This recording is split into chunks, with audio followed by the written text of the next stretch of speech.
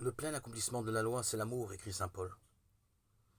Et l'Évangile poursuit cette idée en précisant que l'amour ne peut se passer de la vérité. Nous avons tendance à ne retenir que la phrase conclusive. Quand 2 ou 3 sont réunis en mon nom, je suis là au milieu d'eux. Comme une simple justification de l'efficacité de la prière communautaire. Mais le texte Matthieu est plus ambitieux que cela. Ce dont il est question, c'est de correction fraternelle, de réconciliation et finalement de vie ensemble. Dans le livre du prophète Ézéchiel, la correction fraternelle relève d'une obligation de vigilance envers son frère. Ce rôle de guetteur est en quelque sorte amplifié par Jésus.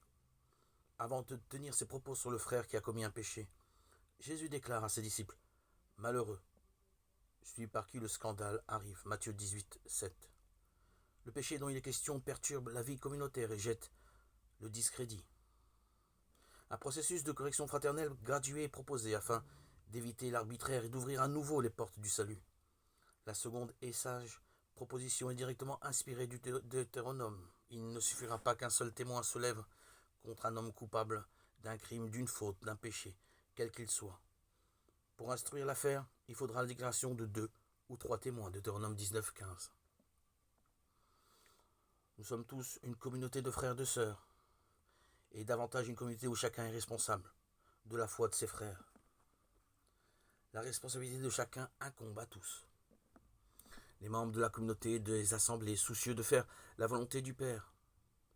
Mais si toutes les démarches de réconciliation échouent,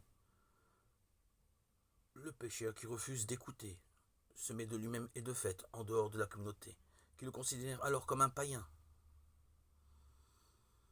La parole de Jésus sur ce qui sera lié et délié, entendu et adressée à Pierre, l'est aujourd'hui à l'ensemble des disciples assemblés, puisque le jugement communautaire est ratifié dans le ciel par Dieu lui-même. Cela requiert de ne le prononcer qu'avec prudence et miséricorde.